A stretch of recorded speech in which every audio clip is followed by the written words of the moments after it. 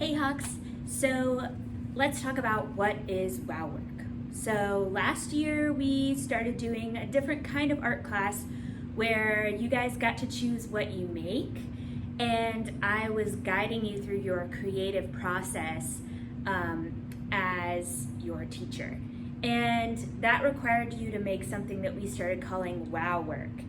And so it's important that going into this school year that we can kind of reflect and understand what is wow work, because my expectation is that we will always be making wow work during your independent work time during our online virtual classes. And also in the future, when we do come back to school, you will be always making wow work in the classroom. So I created this little checklist based on kind of what the guidelines became last year as we figured it all out together.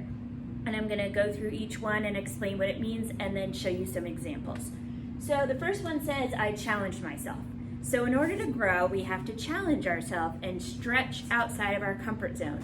So if you're always making the same picture that you've always made, that you know how to make, then you're not really learning and growing as an artist and as a creator. So I want you to be challenging yourself with each piece that you're making. The next one is I completed my work. So wow work means that you don't start an idea and then move on quickly to another idea without completing it. You take your time and you actually complete a piece of work before you move on to the next one. Now that doesn't always happen. Sometimes we get a new idea or a process makes us think of something new and we want to move on, and that's part of the process. But eventually at some point we want to be completing some work.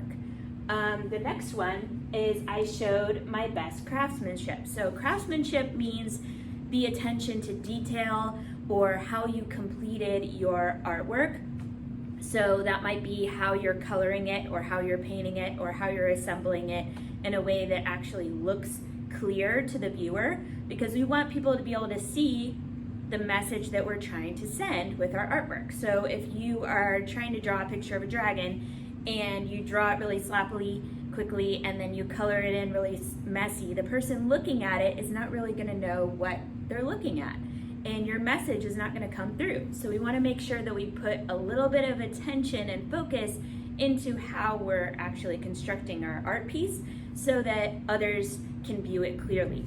So that means that you're doing your best. So some of us are still working on this, and that's okay, but I just always expect you to put your best effort into your craftsmanship so that your ideas are clear. Next one is you expressed yourself. So I want you to make sure that your artwork is personal to you. So we don't want to be copying somebody else. We want to be making sure our ideas are original and personal and relevant to your own life, because that's what's going to create our best, most impactful artwork. The next one, my work is unique and innovative. So we want to make sure that we're pushing boundaries with our art and expressing new ideas. And sometimes that might look like doing something in a completely new way, or maybe you are expressing yourself and doing something in a way that no one's ever done before. We are innovative, it's part of our creed, and that is included in your wow work checklist. So for a piece to be wow work, it has to have all of these categories checked. And I'm just going to show you a couple examples. These are examples from about a 3rd or a 4th grade level at Hortons Creek last year. So here are 2 drawings that I would consider wow work, where it's a unique idea. The craftsmanship is a level 3, and they express themselves and their idea is personal to them and it looks complete. So you can take a look at that. So those would be wow work. Some 3D examples. This is actually made by a 5th grader, so this is a 3D wow work. It's complete and unique and original and innovative and really interesting to look at, and it's very expressive.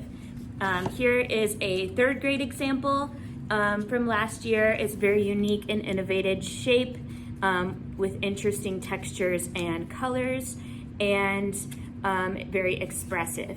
And